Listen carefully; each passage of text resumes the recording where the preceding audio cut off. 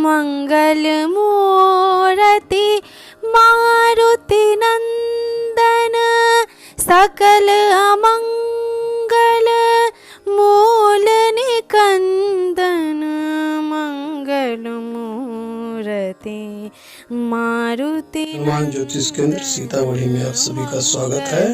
दोस्तों, जन्म कुंडली से कैसे जाने तलाक योग। आप अपनी कुंडली से या आपको जो पारिवारिक परिवेश है, जो दाम्पत्य जीवन है, उसमें कटुता आ जाती है, कलहपूर्ण वातावरण बन जाता है, तो ऐसा लगता है कि दोनों के बीच, दंपति के बीच तलाक योग आ जाएगा।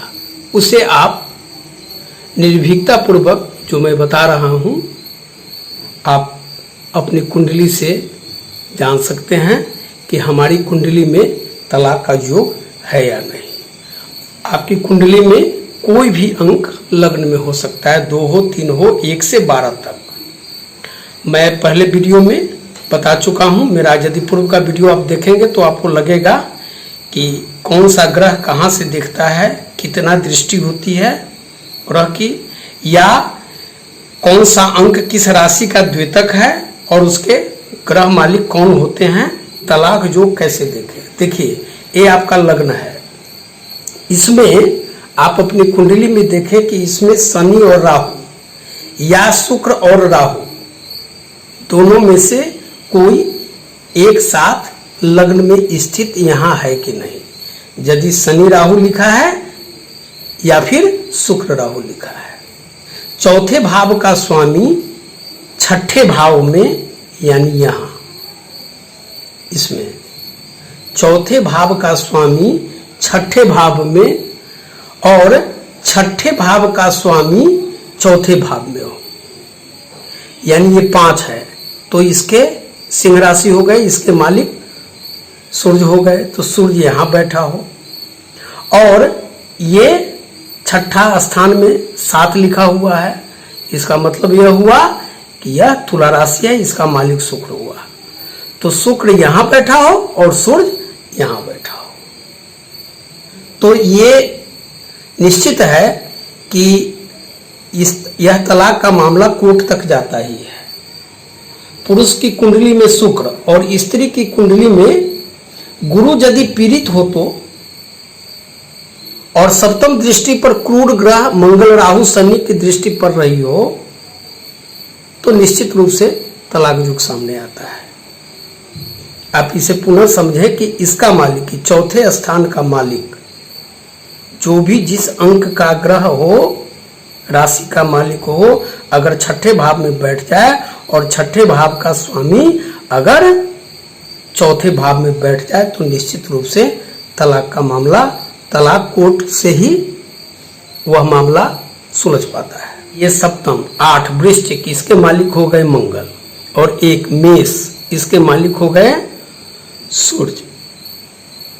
तो सूर्य यहां बैठ जाए इस घर में, या सप्तम का मालिक इस घर में बैठ जाए, या ये द्वादशेष या 12वें स्थान का मालिक सप्तम स्थान में राहु के साथ बैठ जाए, तो निश्चित रूप से तलाक हो जाता है। ये सप्तमेश, इसका मालिक, सप्तमेश और द्वादशेष इसका मालिक, जो भी अंक हो उसका मालिक अगर एक साथ यहां बैठ जाए 10वें भाव में, ये 10वें घर में, तो अलगाव की स्थिति बन जाती है। द्वादशेष 12वें स्थान का मालिक और चतुर्थ स्थान का मालिक यदि छठे, 8वें या यह 12वें घर में बैठ जाए यहां पर, तो अलगाव की स्थिति दंपति की बन जाती है। द्वादशेष के साथ राहु 7वें भाव में अवस्थित हो जाए, इसमें जो अंक लिखा हुआ है, इसका जो मालिक है, ग्रह मालिक, ग्रह स्वामी, अगर राहु के साथ यहां बैठ जाए, ये द्वादशेष राहु के साथ यहां बैठ जाए, अगर ये द्वादशेष राहु के साथ यहां बैठ जाए 5म भाव में, सूर्य, राहु, शनि और द्वादशेष इसका मालिक अगर चौथे स्थान यहाँ बैठ जाए, सूर्य राहु शनि और ये द्वादशेष इसका जो राशि का स्वामी होगा ग्रह, वो अगर यहाँ चौथे भाव में बैठ जाए तो अलगाव की स्थिति उत्पन्न हो जाती है। सप्तमेश और द्वादशेष यदि छठे, आठवें और 12वें भाव में बैठ जाए तो यह बहुत ही अशुभ संकेत है, तलाक का संकेत देता है। सप्तमेश के साथ ये इस घर में देखिए कि कौन सा अंक है और उसका मालिक ग्रह कौन है, उसके साथ यदि राहु यहाँ पंचम भाव में बैठ जाए तो भी अलगाव की स्थिति हो जाती है। ये सप्तमेश इसके साथ 12वें घर के स्वामी के साथ सप्तम घर का मालिक और द्वादशेष इस घर का 12वें घर का मालिक अगर इस घर में 7वें घर में बैठ जाए या 12वें घर में बैठ जाए तो भी अलगाव की स्थिति बन जाती है। खष्टेश सूर्य यानी यहाँ पर 5 लिखा हुआ हो, ठीक है, तो 5, 4, 3, 2, 1, 12 मीन लग्न की कुंडली आ जाएगी। 12, 1, 2, 3, 4, 5 तो सूर्य एक इसके मालिक हो जाएंगे 5, तो सिंह राशि इसके मालिक हो जाएंगे सूर्य। तो सूर्य या शनि या यहाँ पर 10 लिखा हुआ हो या 11 लिखा हुआ हो, तो सूर्य या शनि दूसरे यहाँ इस भाव में 1, 2 दूसरे भाव में, यहाँ चौथे भाव में या यहाँ 12वें घर में बैठ जाए तो भी ये पृथक कराता है। ये लग्न यानी प्रथम घर, पहला घर और 7वां घर, इसमें राहु और शनि स्थित हो जाए और ये चतुर्थ भाव आपका पीड़ित हो जाए, इसका मालिक यानी कि इस पर किसी क्रूर ग्रह की दृष्टि पड़ रही हो या दुश्मन ग्रह की दृष्टि पड़ रही हो तो भी यह दंपति के लिए शुभ संकेत नहीं होता। मान लीजिए आपकी कुंडली में कहीं भी शुक्र लिखा हुआ है तो शुक्र से छठे, 8वें या 12वें घर में पापी ग्रह हो और चतुर्थ भाव पीड़ित हो, यानी मान लीजिए यहाँ शुक्र लिखा हुआ है या यहाँ शुक्र लिखा हुआ है तो यहाँ शुक्र है तो यहाँ से गनेंगे 1, 2, 3, 4 यहाँ पापी ग्रह हो, 5, 6 यहाँ पापी ग्रह हो और 12वां यहाँ पापी ग्रह हो। कहीं से भी शुक्र की 12वां, 6ठा, 8वां और 12वां घर को गण लीजिए और खास करके चतुर्थ भाव, यह भाव अगर यह सुख भाव पीड़ित हो गया हो तो इसमें भी निश्चय रूप से तलाक होने का योग बन जाता है। शुक्र के साथ कुंडली में, शुक्र के साथ ये छठे, ये 8वें और ये 12वें स्थान में पाप ग्रह हो शुक्र के साथ।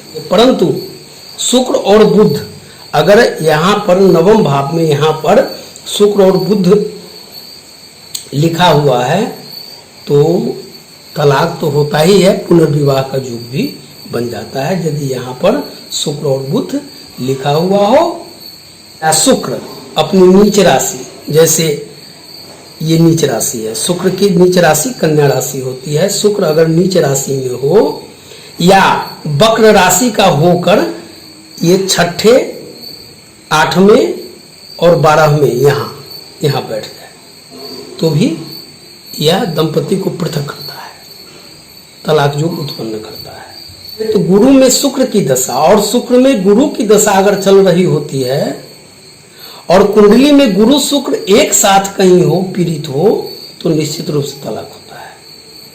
शनि का सप्तम भाव में, मान लीजिए यहाँ 7वें भाव में शनि है तो शनि सप्तम भाव में अगर बैठ गया है, यह वैवाहिक जीवन के लिए अच्छा नहीं माना गया है।